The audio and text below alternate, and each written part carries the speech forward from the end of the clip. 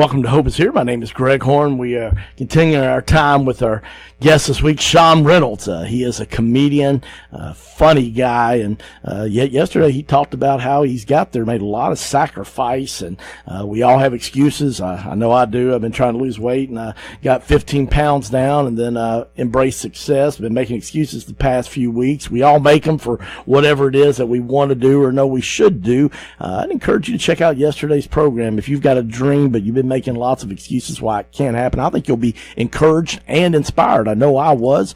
Also, we talked about how you got into comedy on our first program this week on Monday, so I hope that you'll check that out, and you can listen to those at your convenience while you're working out, on your drive to work. I've got friends that say they listen in the morning while they're getting ready for work, so only 14 minutes long. You can go to our website, hopeishere.today. That's hopeishere.today.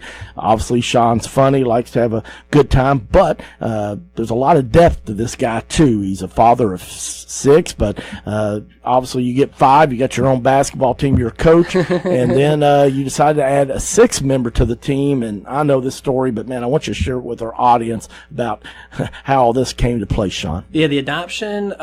So what's really cool is that this happened. We adopted our son 7 years ago, and I have just recently made it part of my shows. That specifically when I do church shows, that's what I prefer to do. My goal is to do nothing but churches. I love making people laugh for 45 minutes, and then the last 15 minutes I spend telling this story, which I'll give obviously a much condensed version of it. But it, this is the part where, I realize as a comedian when I'm on stage in a church that I have an opportunity to glorify God, and I want to make sure that I always do that. And this story, I think, does it. 7 years ago, my wife came home. She works at daycare, and there was this little boy named Keegan, and she had been worried about this boy, single mom, kind of a rough situation. She's in and out of trouble, and he was being dropped off and picked up by a lot of different people. And she would talk about him all the time, how worried she was about him. And then one day she came home and she was like, we need to talk. And it was one of those serious, you know the tone of voice, right? We need to talk is never like it's never like, we need to talk. You need to be watching more football. Okay. I mean, seriously, these games are on from morning to night and you're only watching a little here and there. It's never that. It's always something, bad. And at the time they really wanted me to get a dog, and I remember saying, we're not getting a dog, okay? We already have enough mouths to feed in this house. Yeah. And she was like, well, it's not that. And I was like, oh, okay, well, it can't be that bad. And she told me that, one of Keegan's caregivers had came in that day and had said that they thought he was going to be probably put in foster care and that she wanted to adopt him. And in my head, I was just like, absolutely not. I wish I had a better response. I wish I could be, tell you all that I had this big heart. And I was like, absolutely, we need to do that. I did not. I was a stone cold person back then, apparently. But that's just being truthful. And but in my head, I'm like, we're a paycheck to paycheck family. We already have so many kids. We don't even have any room. We don't have a big house, and we have a very humble house. And I'm just like, I don't, in my head, I'm like, what is she thinking? But my wife, she was trying to be a good person, and this was important to her. And so I said to her, I go, well, let's go out to eat and talk about it. Get out of the house. Where these kids are making all this noise. We can sit down. We can talk about it. And I can tell you right now, I said that just because simply I just wanted to go out and have a meal at a restaurant. Some quietness and a nice meal. I love eating out. It was just an excuse to eat out. I'll let her say her piece, and then we'll say no and move on. Because I had no connection to this kid. I didn't even know what he looked like. I knew his name was Keegan. I knew he was 3. That's it. I mean, like I said, I had no idea what he even looked like. And so we're driving, and she let me pick the restaurant. I picked Johnny Carino's, because I love Johnny Carino's, and I love the bread. They have the amazing bread they bring out. I love that bread. I eat a lot of the bread. And we get to the restaurant, and we sat down, and I look back at it now, and my wife was given this impossible task to try to convince me something that she knew in her heart was important and that we needed to do. And we sat down, and the waitress came to our table and, hi, my name's Shannon, get your drinks and, do you want any bread? And of course we want bread, Shannon. Are there people not wanting the bread? Of course, you bring the bread with you and you say, hi, my name's Shannon, here's some bread. But anyways, that's more. It should have been, how much bread do you want? Exactly. Right? Yeah, we're going to want a lot of bread, Shannon, and keep it coming because I'm going to tell you I want a loaf, even when I'm done eating it so I can take it home for later. And I know I shouldn't do that, but I do it. But anyway, so Shannon leaves. And my wife, we kind of sat there in a little bit of awkward silence, and then before she launched into it, she turns around and looks behind her, and she looks at me, and it was like she had just seen a ghost. She was white as a sheet, and then she turned around again, looked back at me, and now she had like tears in her eyes, and I was like, "What's the matter?" And she goes, "Shawn, you're not going to believe this. The little boy at the table directly behind us is Keegan."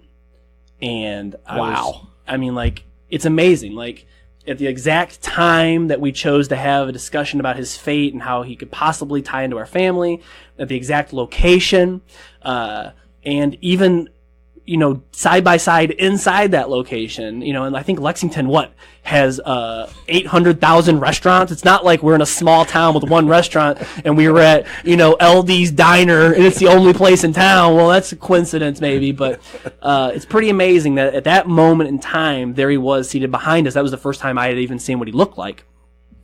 And now my wife, she's just got tears rolling down her face, and, she looked at me and she was like, say something, like, what is happening right now?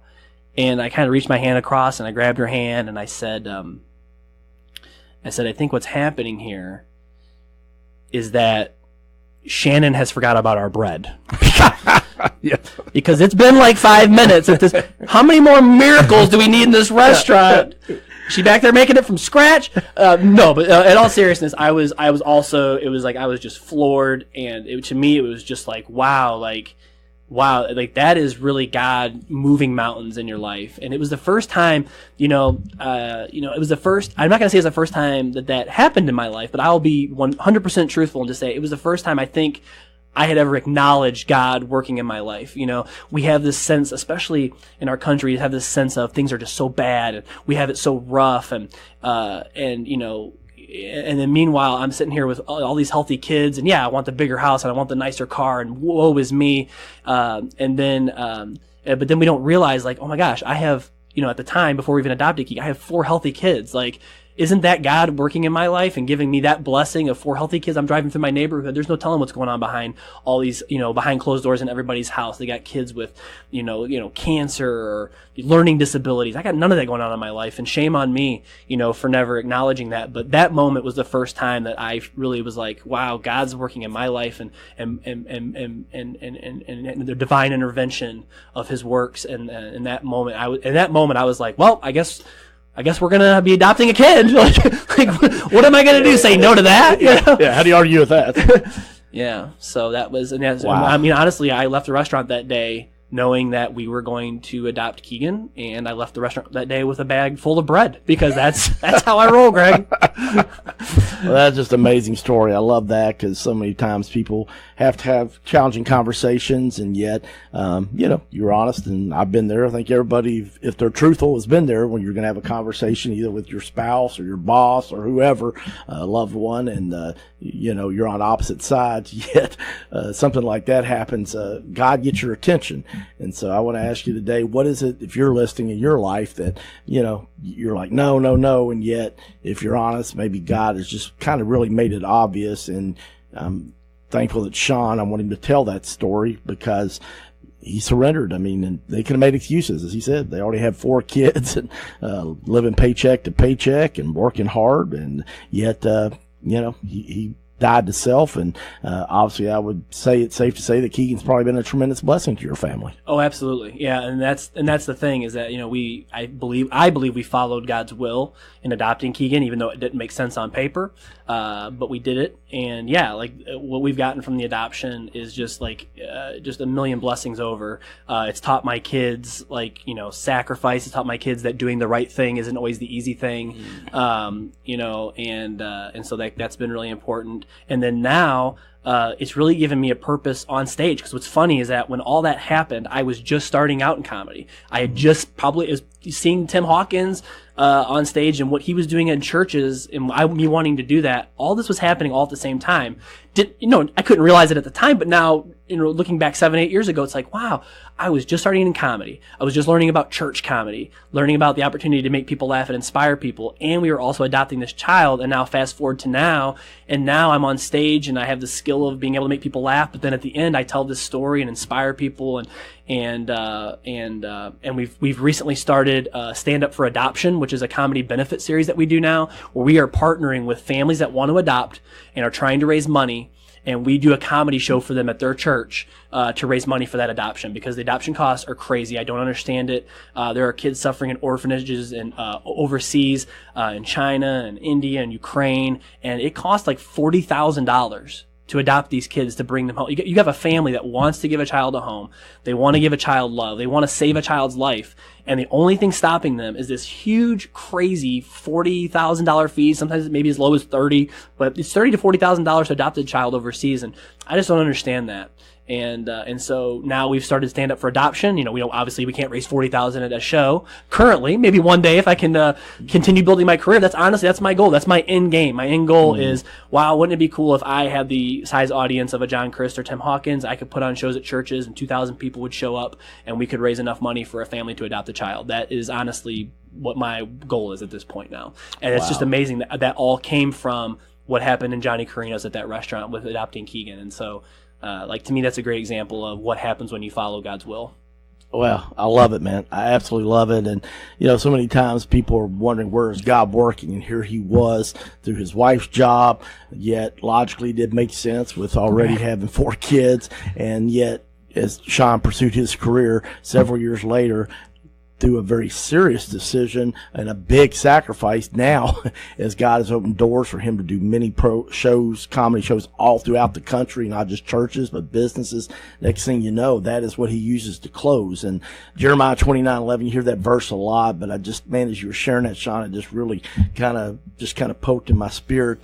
Jeremiah 29:11 says, "For I know the plans I have for you, declares the Lord, plans to prosper you and not to harm you, plans to give you a hope and a future." And God knows I'm a little bit slow, so he put the word plans in there, not once, not twice, but 3 times. And so even Shawn Reynolds can get that, right? Exactly. Yeah, that's great. Yeah, that is the perfect verse for that. Yep. And Shawn listened to that, and that plan, he didn't know that the plan was going to be after they adopted Precious Keegan, that it would be part of his program, and now his comedy program. And then now he actually has started, a comedy program. What do you call it? Stand Up for Adoption. Wow. Yep. Share a little more about that, if you will. Basically, we work with families that are wanting to adopt or in the process of adopting and do not have the funds. And that's literally the only thing stopping them. And if money's the only thing stopping a child being rescued out of, poverty and not having a family, not having a mom and dad, then, I want to just try to do my small part of helping those families raise that money. And hopefully by me talking about our adoption, it kind of opens up maybe people's hearts to fostering or adopting. And then hopefully with my shows, we can help these families raise the money so they can bring a child home and give them a loving home. All right. So if somebody's listening, whether it's live on the radio here in Central Kentucky or in a podcast anywhere in the country or even internationally, what do they need to do to contact you? That's it. Go to ShawnReynoldsComedy.com, or they can look me up on Facebook and Facebook message me. The email's probably the best, though. It's ShawnReynoldsComedy@gmail.com.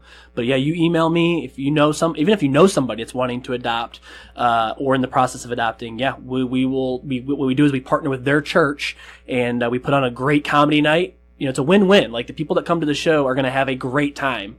But then we're also tagging on the fact that we're going to raise money for that family and raise some funds for them for their adoption.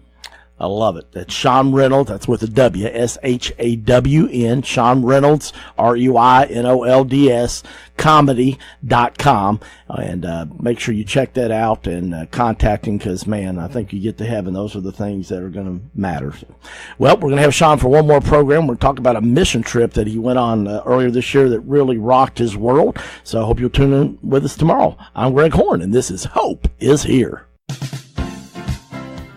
CMI is your full-service human resources provider in Central Kentucky. For 15 years, CMI Human Resources has taken great pride in helping organizations and people work.